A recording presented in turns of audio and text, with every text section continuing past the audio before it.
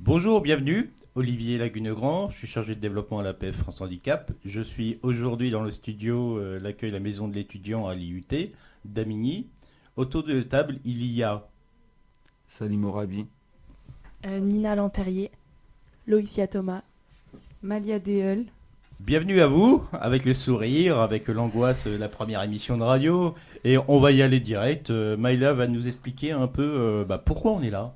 Bonjour, donc nous on est BUT carrière sociale option CGE3S et nous avons un projet avec APF France Handicap pour réaliser des outils pour le développement de l'emploi, donc promouvoir l'emploi, informer aussi les entreprises et nous avons commencé en septembre dans notre cursus universitaire et nous continuons tout au long de notre année pour aider au mieux l'insertion professionnelle des personnes en situation de handicap. Eh ben, on va commencer. Vous allez nous expliquer un peu pour vous, c'est quoi l'insertion professionnelle, en quelques mots simples. L'insertion professionnelle, c'est quand un individu, donc quel qu'il soit, rentre dans le monde professionnel, donc via une formation ou tout simplement pour travailler. Après, peu importe le nombre d'heures, comment et où, à partir du moment où il a un temps de travail, un salaire. Mais nous, aujourd'hui, notre sujet, ça se tourne vraiment plutôt vers l'insertion professionnelle des personnes en situation de handicap, parce qu'on a pu remarquer que c'était de plus en plus compliqué et qu'il n'y avait pas vraiment d'amélioration, même si ces derniers temps, c'est de mieux en mieux, mais il reste quand même beaucoup de travail à faire et c'est pour ça que c'est intéressant pour nous et ça nous tient à cœur dans le cadre de notre projet. Donc, qu'est-ce qu'on fait là ? Qu'est-ce que vous avez fait concrètement depuis le début de l'année dans le cadre de vos études ? Vous avez fait une rencontre en septembre.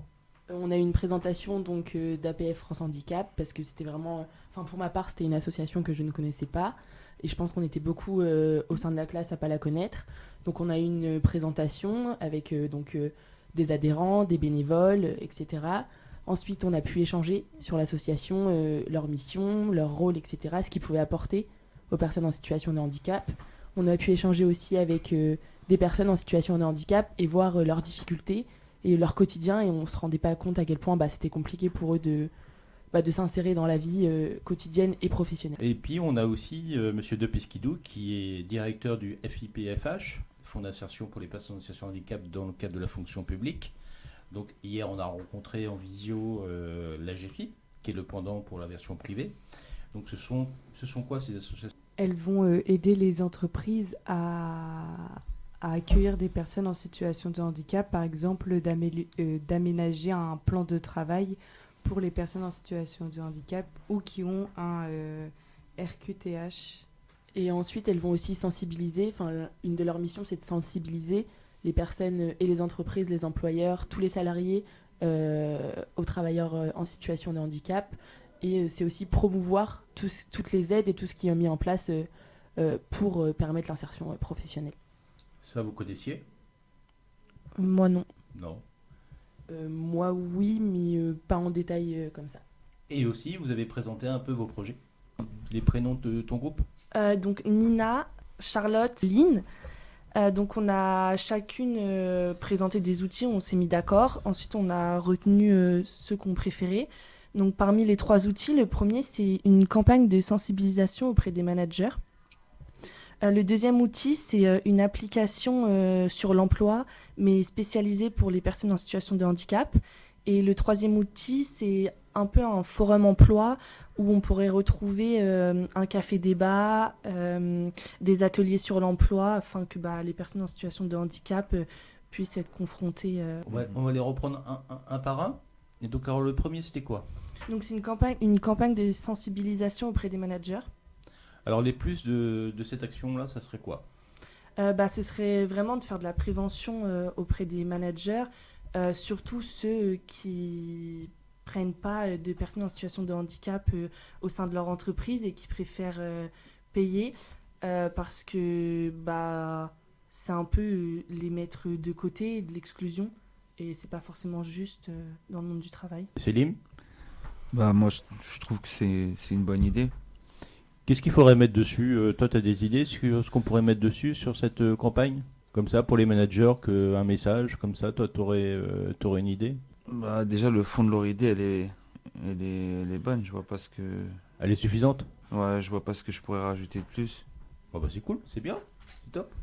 Deuxième idée? Donc la deuxième idée, c'est une application de l'emploi spécialisée pour les personnes en situation de handicap. Donc l'objectif, c'est que les personnes en situation de handicap puissent retrouver des offres sur une application du même style que Indeed, mais vraiment spécialisée pour eux afin qu'elles aient le plus de chances possible. Car sur certaines applications, donc Indeed et Hellowork, les personnes en situation de handicap, elles sont souvent mises en retrait par rapport à des personnes qui ne présentent pas de handicap. Et ça, c'est Célim, ton avis? Ça, c'est une bonne idée, mais Ouais, faut que les gens le sachent, ça. Tu d'accord. vois ce que je veux dire? Ouais, et comment ça, on peut la promouvoir, cette application? T'as une idée? Faut relayer l'information. D'accord. Parce que là, les sites que tu as dit, là, Ouais. moi, je les connais pas. Ça, tu as dit, c'est pas des sites forcément où les jeunes, ils vont aller dessus. Faut connaître ces sites-là. On est plutôt sur les jeunes non formés ou non diplômés. Ils vont peu sur Indeed ou Ouais. sur des sites spécifiques. Et Ça là, touche pas tout le monde. voilà, ça touche pas Tu tout le vois. monde. Et hier, on a bien vu que la difficulté d'insertion professionnelle, elle était liée à quoi aussi? À la formation initiale des personnes en situation de handicap, qui ont une formation de manière générale un peu moins forte que la population globale. Ton application, comment il va l'utiliser, Célim? Célim, on l'a pas dit au micro, mais vas-y, présente-toi un petit peu. En fait, je m'appelle Salim Orabi, j'ai été victime d'un accident, une explosion par projection de méthane il y a 2 ans. Donc j'ai explosé et j'ai brûlé. En fait, mon visage, mon torse et mes pieds, ils ont brûlé, plus mes yeux et mes nerfs optiques, ils ont fondu. En fait. Donc depuis, je suis aveugle, depuis presque 3 ans. Nina, le troisième outil, c'est lequel alors? Donc c'est le forum emploi où dedans on aimerait réaliser un café débat et des ateliers sur l'emploi. Donc ce serait principalement destiné aux personnes en situation de handicap et donc aux employeurs. L'objectif c'est sur les ateliers sur l'emploi, ce serait de confronter un peu les employeurs avec les personnes en situation de handicap pour montrer que ce ne sont pas des incapables et qui sont capables d'intégrer des entreprises comme toute autre personne, qu'ils ont aussi des qualités et pas que des défauts ou pas qu'un handicap. Et ensuite, un café débat, ça serait l'occasion d'apprendre un peu plus à connaître la pensée de chacun, parce que c'est pas parce qu'on a un handicap que notre façon de penser, elle est mauvaise ou elle doit pas être prise en compte. Célim, ton avis de citoyen? T'as entendu ce que propose Nina et son groupe? Ouais, non, franchement, c'est pas mal. Toi, tu C'est te bien. vois par exemple aller discuter sur un forum emploi, c'est ça, hein? Oui. En gros, Ça peut sensibiliser, tu vois. Hmm. Faut qu'il y ait des gens aussi comme moi qui se déplacent. Tu vois, tout ce qui est YouTube, Instagram, WhatsApp. donc les plus, c'est quoi les plus de ce dernier projet? Même pour l'employeur, c'est un plus, hein, en vrai, quand tu regardes. Parce que s'il emploie quelqu'un qui est handicapé, de toute façon, il est exonéré un peu au niveau des charges. C'est un plus pour lui, je crois. Il a des subventions pour ça. Après, l'objectif, c'est pas que c'est tout le temps vers les personnes en situation de handicap. Un des objectifs principaux, ça va être de sensibiliser les employeurs. Donc, peut-être que des fois, certains employeurs, managers, ils sont peut-être mal ou pas informés tout simplement sur ça. Et peut-être que certains préfèrent la facilité. Ok, alors, on fait ça où? Donc, l'objectif, c'était pas de le faire que sur Alençon. Parce que l'Orne, c'est quand même un territoire qui est assez vaste. Hmm. Et si on se centre tous sur Alençon, ça fait mettre de côté, par exemple, les personnes d'Argentan, de Flers, etc. Donc l'objectif, c'est de le faire dans plusieurs endroits pour essayer de ramener le maximum de monde et sensibiliser un maximum de personnes. Après, tout dépend aussi des budgets, tout ça, dans quelle salle, à quel endroit on peut faire. Après, par exemple, à Alençon, c'est des choses qui peuvent s'effectuer au sein de l'UT. Mais c'est pas toujours simple de trouver une salle ou... Plein de choses qui sont possibles. Et après, à voir avec les plus, les moins, la facilité, les déplacements, et ça concerne combien de personnes. Et après, on est comme sur des petits chiffres. Mais c'est pas pour ça qu'il faut pas le faire. Eh ben merci Nina pour le projet, à moins que tu veuilles y rajouter quelque chose. Bah non, c'est bon pour moi. Alors nous, donc moi j'étais en groupe avec Maëlle et Clara. Donc on a eu pareil l'idée de 3 outils. Donc dans un premier temps, on avait pensé à une journée de sensibilisation. Donc en réunissant les employeurs, les personnes en situation de handicap et plein d'autres personnes aussi, que ce soit des salariés ou des indépendants, etc. Donc on avait pensé à mettre plusieurs ateliers donc, en fonction du handicap. Donc c'est-à-dire un handicap visuel, les handicaps auditifs, moteurs, etc. Deuxième idée, on va développer après. Ah d'accord, pardon. La deuxième idée, on avait pensé à un article dans le journal parce qu'on s'était dit que, on voulait le co-construire avec donc soit APF France Handicap, soit la GFIP, la MDPH. L'idée, c'était de lister toutes les aides et tout ce qui est mis en place pour informer les employeurs sur tout ce qui pouvait être mis en place pour qu'ils puissent accueillir des personnes en situation de handicap et leur montrer que c'est pas si compliqué de mettre des choses en place, d'aménager des choses ou de recevoir des aides, etc. Ensuite, en dernier, on avait pensé à un court-métrage. Donc on avait choisi le secteur de la restauration parce qu'on avait vraiment remarqué que c'était un secteur où il y avait très peu de personnes en situation de handicap qui étaient embauchées. Donc on avait pensé à faire un court-métrage avec par exemple une personne en situation de handicap qui était filmée en train de réaliser des tâches, donc par exemple un serveur. Donc emmener des choses aux clients, dresser des tables, prendre les additions des personnes, etc. Pour vraiment montrer à tout le monde que, en fonction du handicap de chacun, on est capable de faire des tâches et on avait ciblé le secteur de la restauration. Votre avis sur le court-métrage ? Une bonne idée ? Où est-ce que ça se diffuse après ? Comment ça se fabrique ? On avait pensé le diffuser, soit faire un lien, par exemple YouTube, où les gens avaient juste à cliquer sur le lien et ça les emmenait directement sur la vidéo, ou alors essayer de le faire passer sur Instagram, etc., WhatsApp, le faire diffuser à le plus de personnes possible. Mais on pensait que YouTube, c'était quand même une bonne idée, sachant que c'est quand même une plateforme que les personnes connaissent et que c'est plutôt simple de diffuser sur YouTube. C'est une bonne idée, le court-métrage. Moi, je pense que ça peut être aussi un bon outil de sensibilisation, surtout que là, ce serait mettre en face des individus vraiment la réalité des choses.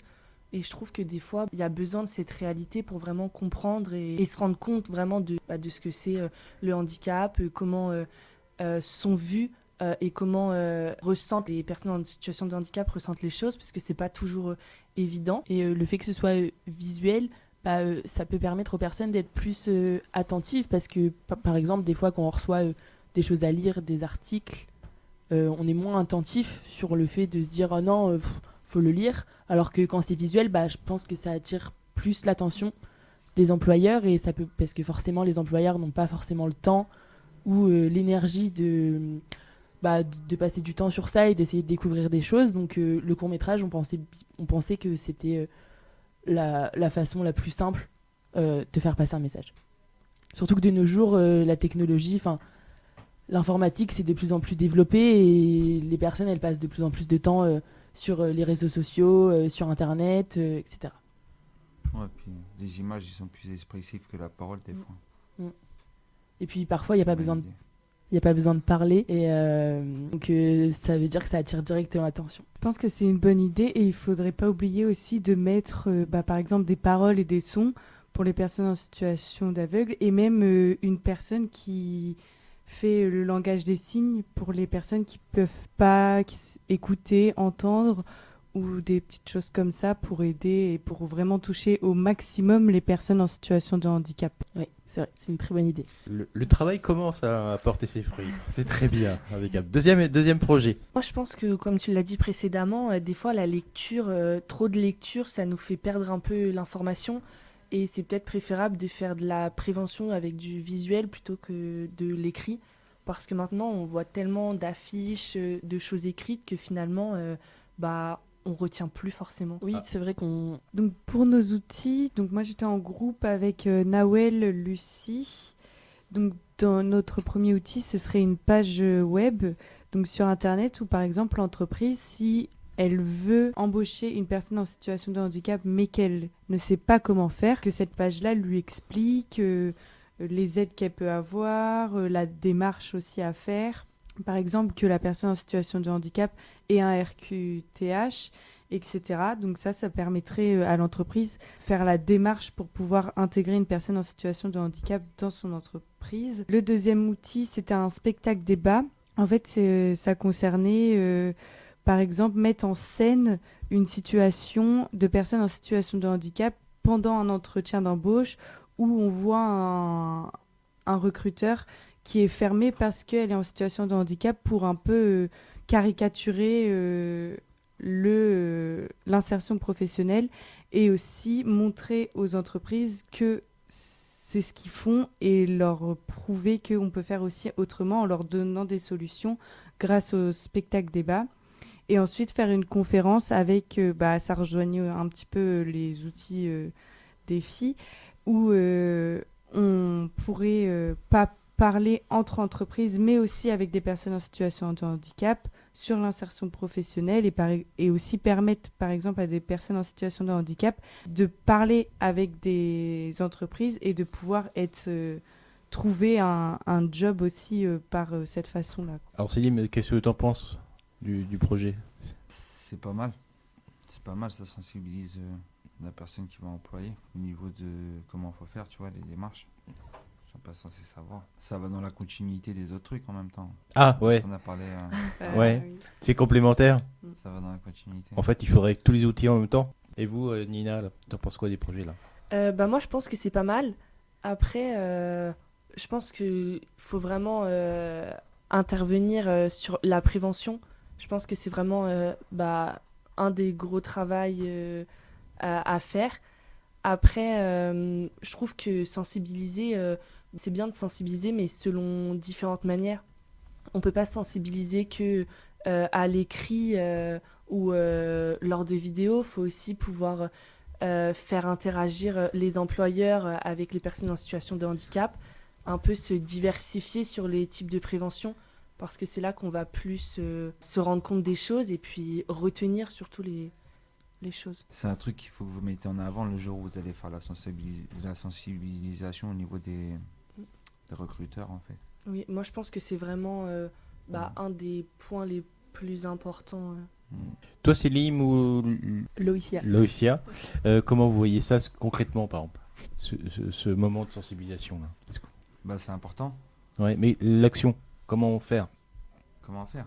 Ouais. Le mieux, c'est le spectacle débat, parce que je pars du principe que peut-être, si c'est caricaturé comme elle pouvait l'expliquer, ça peut marquer plus facilement les employeurs ou les salariés, et ça peut peut-être les faire réfléchir sur le fait que, oui, ils se voient faire ça, et même s'ils n'en font pas exprès et que c'est inscrit comme ça dans la société, peut-être qu'en les faisant rire ou en caricaturant vraiment la chose, ça va les marquer davantage, et ça va leur donner envie de faire du changement. Alors pour conclure la première partie de cette émission, là, le groupe, il y a un deuxième groupe qui va arriver, moi je suis super content. Voilà, c'est ça l'opinion personnelle, super content de travailler avec vous. Je parle de vos projets à nos adhérents, on va développer les interactions, ça mûrit. Je pense que l'enthousiasme va arriver. Maintenant, ce qu'on a envie, c'est que quand vous parliez, si vous disiez je ou nous, et pas on, la société fait. Maintenant, vous commencez à avoir un avis sur les choses. Maintenant, il faut que vous affirmiez votre avis, votre positionnement, de défendre vos projets. Pourquoi il est mieux ou complémentaire de l'autre. C'est-à-dire qu'il faut vraiment vous axer vraiment sur je défends un projet. Céline défend son projet de développement pour sa carrière professionnelle. Et il faut que vous ayez en tête que nous voulons mettre ça en place.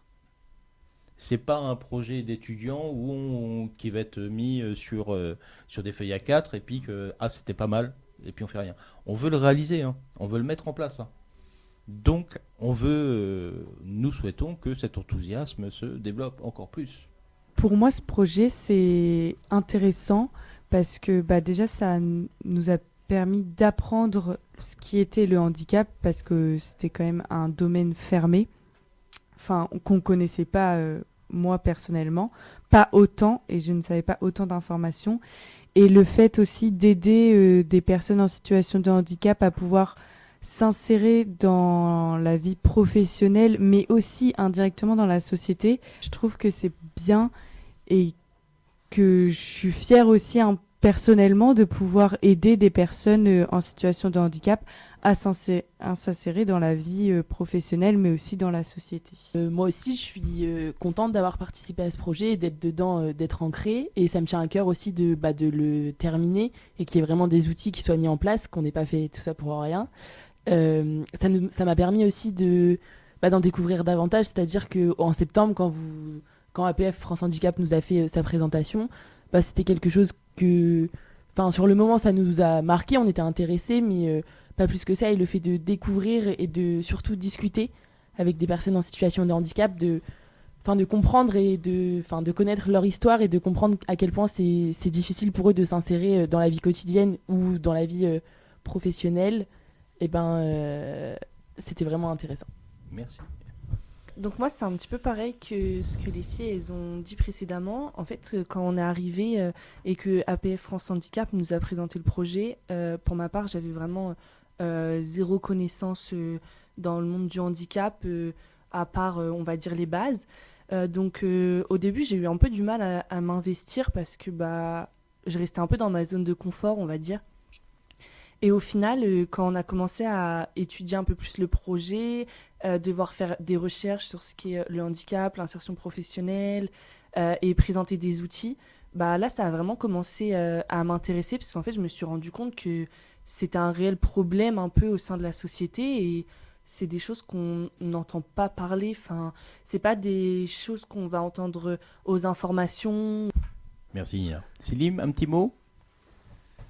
Alors, toi, c'est la découverte complète. Hein. Ouais, j'ai découvert le projet. Non, mais c'est un beau projet. C'est un beau projet. En plus, ça touche tout le monde. Ça touche des gens handicapés, des employeurs, des autres personnes. Donc, c'est un beau projet. Il n'y a plus qu'à. Voilà. Merci beaucoup. De rien.